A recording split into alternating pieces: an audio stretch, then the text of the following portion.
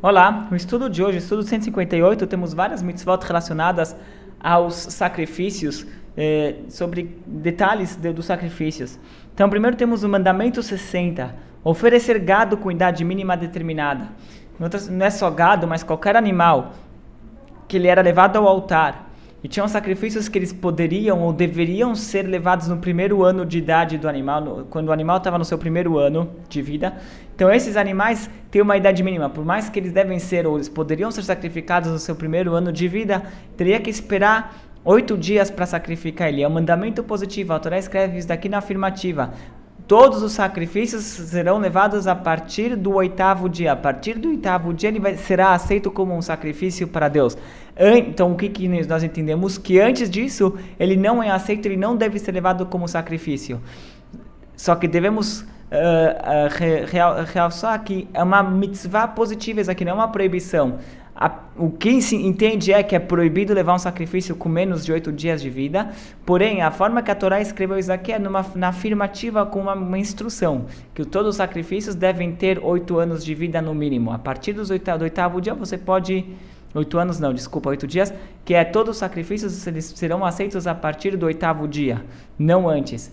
Agora, qual a diferença se a Torá escreveu isso aqui de uma forma, com uma instrução positiva, uma instrução afirmativa ou uma instrução proibitiva? A importância é o seguinte: em relação, o Maimônides traz aqui como em relação à punição, existiam as mitzvot da Torá, existiam proibições da Torá, que elas eram sujeitas à punição, e a punição era, dependendo da proibição, são diferentes punições, mas uma das punições que temos na Torá é o que é chamado de malkut, que a pessoa ele era golpeado com chibatadas no tribunal. Agora, isso aqui era na época do templo, em Jerusalém, em casos específicos. Agora, essa proibição, essa punição só se aplicava em casos que eram proibições, que a Torá ela colocou isso aqui como uma proibição.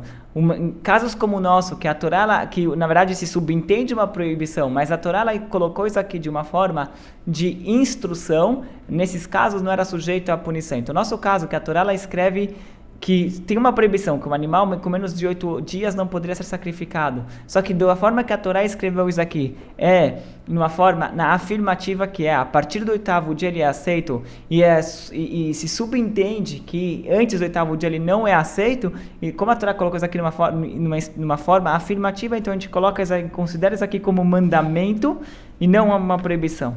Depois temos proibição sem não oferecer no Mizbeach, no altar, o salário de uma rameira ou o preço de um cão. Significa o seguinte: se um animal que ele foi utilizado como pagamento de uma prostituta, uma pessoa, ele teve uma relação com uma mulher e ele deu para ela que não era sua esposa, e ele deu para ela um animal como sua recompensa. Então esse animal não deve ser levado ao altar. É algo desprezável levar um animal desses, que foi usado por uma coisa dessas, para o altar. E também, nessa mesma proibição se inclui também o preço de um cão. É um animal que ele foi invertido, ele foi usado como pagamento por um cão. Por exemplo, eu quero comprar o teu cachorro, só que eu não vou te pagar com dinheiro, eu vou te dar um bezerro, e você me dá o cachorro em troca. Então esse bezerro que foi usado como pagamento de um cão tampouco pode ser usado para ser sacrificado no altar. Essa proibição que inclui esses dois tipos de animais, um animal que foi usado como salário de uma prostituta ou um animal que foi usado como permuta para um cão, não se deve ser levado ao altar como sacrifício. Proibição 98, não oferecer fermento ou mel sobre o misber. Tinham vários sacrifícios, eles utilizavam farinha. Nenhum desses sacrifícios que utilizavam farinha poderiam ser hametz, eles poderiam ter sido fermentados. Em outras palavras, todos os sacrifícios que eram de farinha, eles eram feitos matzah, eles já era transformado em massa e assado, ele tinha que ser feito em matzah. Essas palavras que não ficou hametz, não fermentou.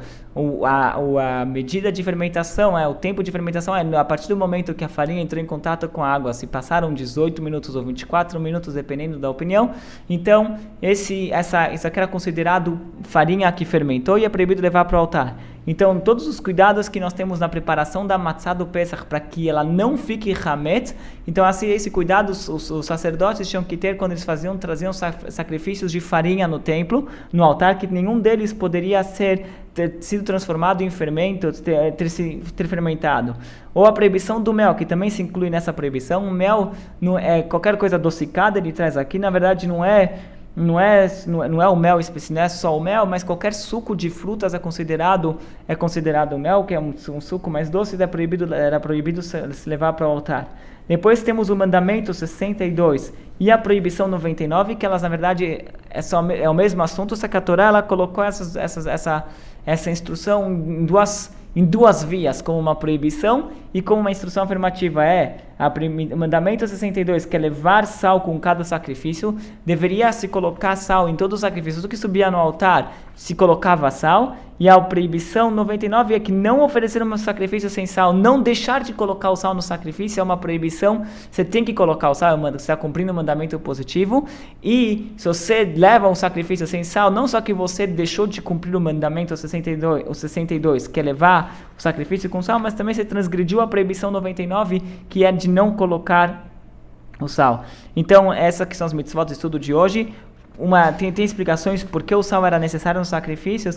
Uma das coisas é porque quando Deus ele criou o mundo, no segundo dia, está escrito que ele separou as águas superiores das águas inferiores. Ele separou, assim, foi no segundo dia da criação que ele criou o céu, e ele separou as águas que estão acima do céu e as águas que estão abaixo do céu, que é as águas inferiores. Daí, as águas inferiores, como se fosse, reclamaram para Deus: por que será que nós vamos ficar aqui distantes de Deus? Então Deus falou: não se preocupem que da águas inferiores eu vou extrair um mineral que vai ser usado no altar, e essa vai ser a forma de vocês conseguirem elevar-se para Deus. Então por isso se colocava o sal que era extraído da água, se colocava nos sacrifícios. Por essa razão, se alguém prestar atenção no Shabat, a gente coloca, não só no Shabat, mas em toda refeição que comemos pão, tem um costume de mergulhar um pedaço de pão no sal. E é justamente uma alusão a esse costume que em todos os sacrifícios se colocava o sal. É como se fosse que nossa mesa é um pequeno altar, e a comida que nós estamos comendo é como se fosse um sacrifício. Então a gente a gente costuma mergulhar o pão no sal para lembrar esse conceito de que não se podia falhar, não podia faltar sal nos sacrifícios no altar.